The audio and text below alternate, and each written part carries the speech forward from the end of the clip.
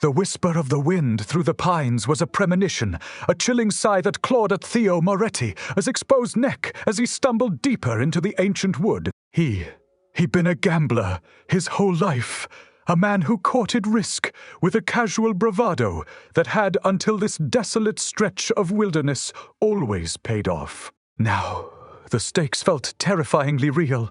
The dense canopy overhead swallowing the last vestiges of daylight, leaving him adrift in a sea of encroaching shadow. He clutched the worn leather of his satchel, its contents twintied, a dwindling supply of jerky, a tarnished compass, and a single nearly depleted canteen fundied, offering little comfort against the gnawing dread that had begun to coil in his gut. The air, thick with the scent of damp earth and decaying leaves, pressed in on him, an invisible suffocating shroud.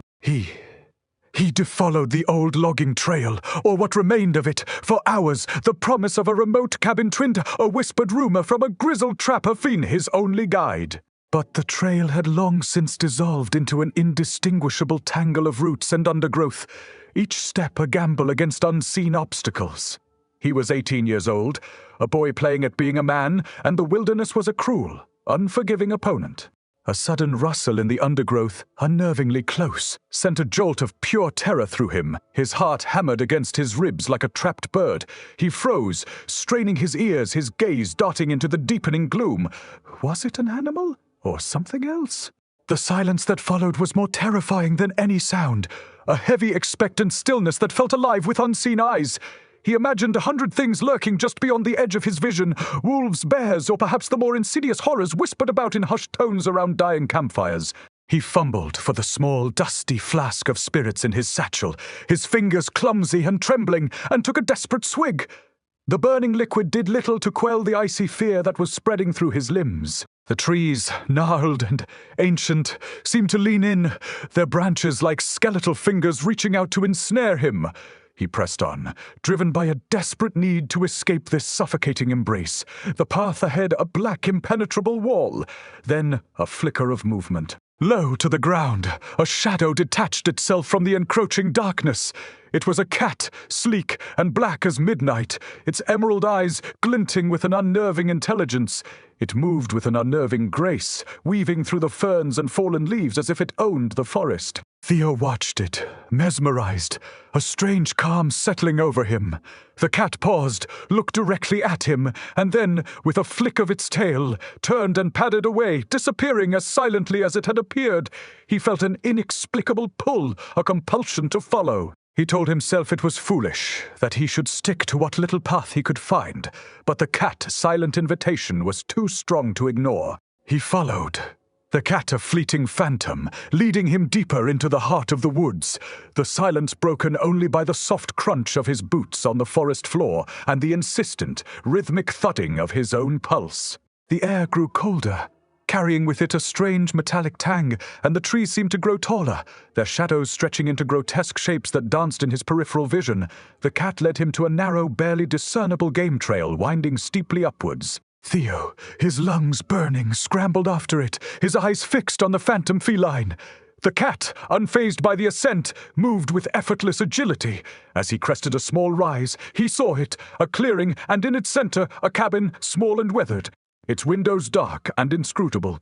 It was the cabin the trapper had spoken of, a haven in this wilderness of fear. But as he drew closer, a disquieting stillness settled over the place. No smoke curled from the chimney, no sign of life stirred. The cat stopped at the threshold of the cabin, its tail twitching, and then, with a soft meow, vanished inside. Theo hesitated, a prickle of unease crawling up his spine. The cabin, though a promise of shelter, felt wrong, imbued with a silence that was too profound, too absolute. He pushed open the creaking door, the smell of dust and something else, something ancient and unsettling assailing his senses. The interior was dim, lit only by the faint light filtering through the grimy window panes. A rough, hewn table stood in the center of the room, and a rough cot was pushed against the far wall. It was empty, save for the lingering scent of something that stirred the deepest, most primitive part of his fear. The cat, a creature of shadow and silent intent, regarded Theo from its perch atop a warped wooden stool, its gaze unwavering. The interior of the cabin was a study in decay, each surface coated in a thick, grey film that muted the already feeble light. The air was stagnant, heavy with the cloying scent of something that hinted at prolonged neglect, a smell that clung to the back of his throat and made his stomach churn. He scanned the sparse room, his senses on high alert. There was no sign of habitation, no trace of recent human presence, yet the cat, this silent sentinel, was here. He took a step further into the cabin, his boots scuffing against the gritty floorboards, the sound amplified in the oppressive quiet. He ran a hand along the rough, hewn table, his fingers coming away coated in a fine, powdery dust that seemed to absorb all warmth. A chill, unrelated to the ambient temperature, traced its way down his spine. He felt an unnerving sense of being watched, of unseen eyes peering from the shadows. He approached the cot, its mattress stained and torn, a dark, amorphous stain spreading across its surface. He recoiled instinctively, a wave of revulsion washing over him. What had happened here? The silence of the cabin was not the silence of abandonment, but the silence of something that had been violently silenced. He turned back to the cat, which now, with a languid stretch, leaped from the stool and padded towards a dark corner of the room. Theo's heart quickened. He had no choice but to follow. The cat paused before a section of the wall, its tail giving a sharp, decisive twitch, and then disappeared behind a loose plank. Driven by a morbid curiosity he could not quell, Theo approached the wall, his hands reaching out to touch the rough wood. He found the edge of the plank and pulled, the wood groaning in protest as it gave way, revealing a dark, narrow opening. A gust of cold, fetid air escaped the recess, carrying with it a scent that made him gag fou, the unmistakable odor of old blood mingled with something else, something acrid and animalistic. His breath hitched. This was no ordinary cabin. He peered into the darkness, his eyes struggling to adjust. He could discern shapes, a jumbled, indistinct mass of... Something. The cat reappeared, rubbing against his leg with an insistent purr as if urging him forward. Theo hesitated, his mind a battlefield of conflicting impulses. Every instinct screamed at him to flee, to turn his back on this place and run back into the unforgiving woods. But a deeper, more sinister curiosity held him captive. What secrets lay hidden within this dark recess? What had the cat, this uncanny guide, led him to? He took a deep, shuddering breath and stepped through the opening, the cat a silent shadow at his heels. The air within the hidden space was thick and suffocating, the darkness absolute. He fumbled in his satchel for the flask, his hand trembling, and took a desperate swig. The burn was a welcome distraction from the rising tide of dread. He reached out, his fingers brushing against something yielding, something that felt disturbingly like matted fur. A low growl, guttural and menacing, emanated from the darkness, and Theo froze, his blood turning to ice. The growl, a raw, visceral sound that vibrated through the cramped space, was no animal he had ever encountered. It was a sound of ancient hunger, of primal rage. Theo stumbled backward, his heel catching on something soft and yielding. He fell, his satchel flying from his grasp, its meager contents scattering across the unseen floor. The darkness seemed to press in on him, a tangible entity, and the stench of decay intensified, thick and overwhelming. He scrambled on his hands and knees, his fingers sifting through what felt like a repulsive, clotted mass. He realized with a sickening lurch that he was in a pile of bones. Small, brittle things, some gnawed and broken, others unnervingly whole. The cat was gone. The silence that had fallen was more terrifying than the growl, a heavy, expectant hush that made his skin crawl. He felt a prickling sensation on his neck, as if unseen tendrils were reaching out, probing, testing. Panic, cold and sharp, began to claw at him. He needed to get out, to escape this charnel house. He fumbled for his satchel, his fingers brushing against the smooth, cool surface of the compass. He pulled it out, its needle spinning wildly, useless in this suffocating blackness. He was lost. Utterly and irrevocably lost, trapped in a nightmare he could not comprehend. He pushed himself to his feet, his legs shaking violently, and felt along the rough-hewn walls, searching for the opening. His hands encountered only the damp, yielding surface of the earth. The plank, he realized with a fresh wave of terror, had sealed itself shut. He was entombed. He let out a strangled cry, the sound swallowed by the oppressive silence. He pounded on the walls, his fists growing raw, but there was no response, only the echo of his own desperation. He sank to the floor, his breath coming in ragged gasps, the metallic tang of fear sharp on his tongue. He was a fool, a gambler who had bet everything on a false promise, and the house had collected its due. A faint, ethereal glow began to emanate from the center of the pile of bones. It was a sickly phosphorescent light, pulsing with a slow, rhythmic beat, illuminating the ghastly scene with an unholy luminescence.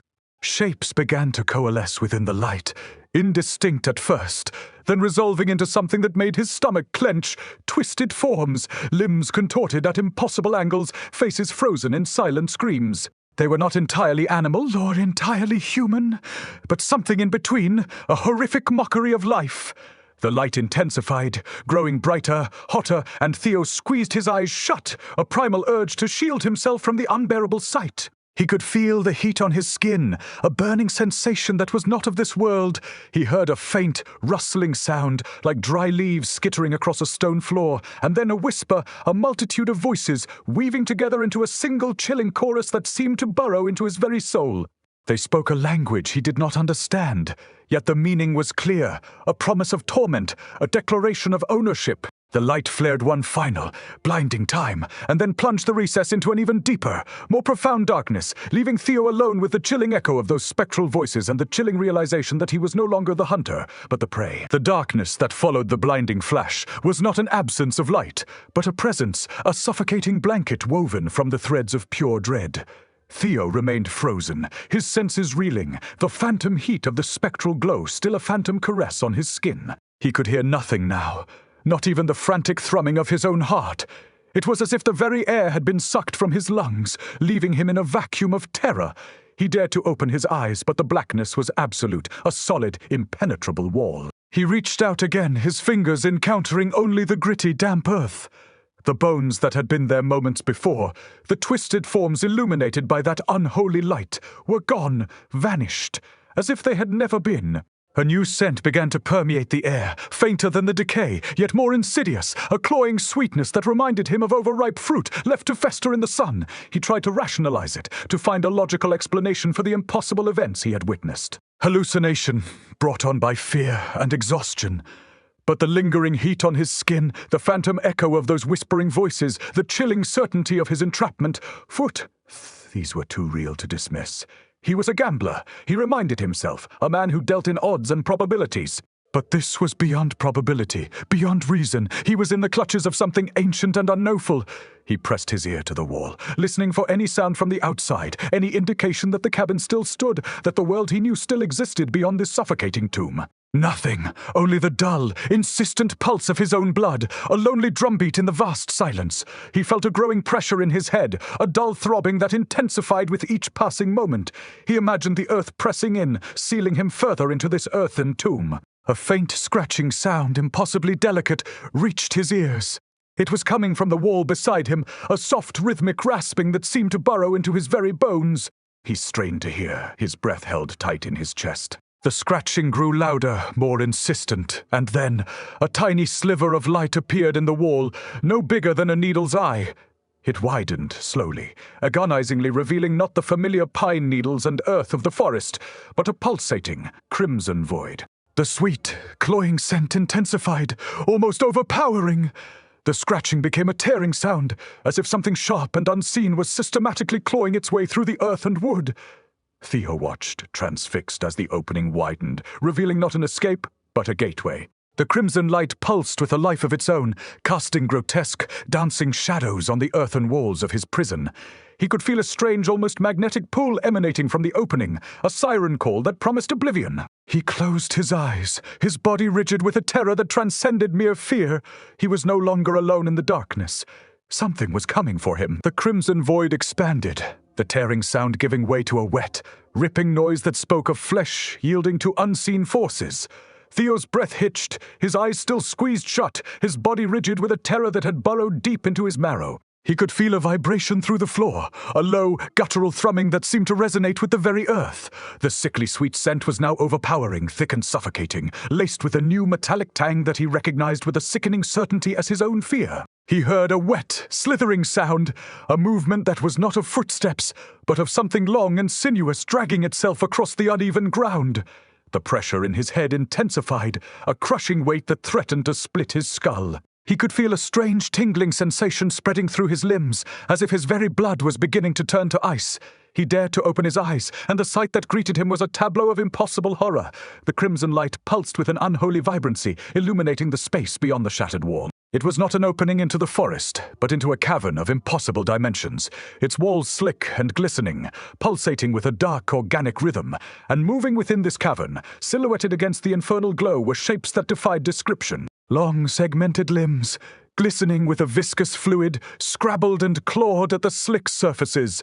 Faceless heads, bulbous and throbbing, turned in unison, their unseen gaze seemingly fixed upon him. He realized with a chilling certainty that the cat, his silent guide, had led him not to shelter, but to a sacrificial altar. The slithering sound was closer now, a wet, relentless approach. A single glistening appendage, tipped with a needle-sharp point, emerged from the crimson void, probing the air with unnerving curiosity. Theo scrambled backward, his hands finding purchase on the cold, damp earth.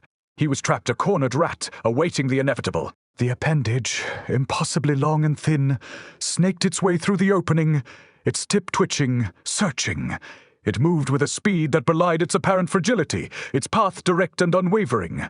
He could feel a dampness spreading on the floor near his feet, a viscous liquid seeping from the opening. The scent of decay and sweetness was now mingled with something else, something sharp and acidic. He could hear a faint, high-pitched keening emanating from the cavern, a chorus of unseen entities that seemed to relish his terror. The appendage reached him, its tip hovering inches from his face. He could feel a faint warmth radiating from it, a warmth that promised not life but dissolution. He braced himself, his eyes fixed on the approaching horror, his mind a blank slate of pure, unadulterated terror. The end, he knew, was no longer a matter of if, but when. The appendage recoiled as if struck, its needle-sharp tip retracting with a sudden jerky motion. Theo, braced for the inevitable, remained frozen, his breath catching in his throat. The crimson light flickered, as if momentarily dimmed by an unseen interference. The wet, slithering sound ceased, replaced by a low, resonant hum that seemed to emanate from the very bedrock beneath him. He dared to shift his gaze from the now, empty opening, his eyes scanning the oppressive darkness of the cabin. Had he imagined it? Had the fear finally cracked his sanity? But the dampness on the floor, the lingering acrid sentui, these were too real. The hum grew louder, a deep, pulsating vibration that seemed to loosen the very foundations of the earth. He felt a tremor run through the cabin, a shudder that rattled the loose floorboards and sent a cascade of dust from the ceiling. Suddenly, a faint glow appeared in the far corner of the cabin near the cot. It was a soft, phosphorescent light, not unlike the one he had seen amongst the bones, but weaker, more diffused. It coalesced, growing brighter, and Theo watched, his eyes wide with a bewildered dread, as a figure began to take shape within the luminescence. It was the cat, its sleek black fur seeming to absorb the faint light, its emerald eyes burning with an unearthly intensity. It stood on its hind legs, its form elongated, unnaturally slender, and it held aloft a small, tarnished object in its paw. Theo recognized it with a jolt of disbelief, his compass. The cat tilted its head, its gaze piercing, and then, with a soft, resonant meow that seemed to vibrate with an unknown power, it hurled the compass towards the crimson void. The compass, upon striking the pulsating light, erupted in a blinding flash of white energy, a stark contrast to the infernal crimson. A deafening shriek tore through the air, a sound of pure agony and fury that seemed to rend the very fabric of reality. The crimson void convulsed, shrinking rapidly, the slithering sounds replaced by the frantic scrabbling of retreating forms. The hum that had filled the air abruptly ceased, and the tremor that had shaken the cabin subsided. The opening in the wall snapped shut with a violent crack, leaving behind only a jagged, splintered scar. The cat, its ethereal glow fading, dropped back to all fours, its form returning to its familiar feline shape. It regarded Theo with a calm, almost imperious gaze, then turned and padded silently towards the cabin door, its tail held high. Theo, trembling, watched it go, a profound sense of relief warring with an even deeper, more unsettling unease. He had been saved. But by what? And at what cost? The silence that descended now was not oppressive, but pregnant with unspoken questions, a chilling testament to the horrors that lurked just beyond the veil of his comprehension. The cabin door, which had stood ajar moments before, now creaked shut with a soft, final click, sealing Theo within its dusty confines. He remained on the floor, his limbs heavy, his mind a whirl of disbelief and lingering terror. The air though still thick with the memory of that cloying sweetness and metallic tang, felt lighter. The suffocating pressure eased. He pushed himself to his feet, his legs unsteady, and stumbled towards the now sealed opening in the wall. He ran his hands over the splintered wood, the rough earth, searching for any sign of the crimson void, the horrors it had contained.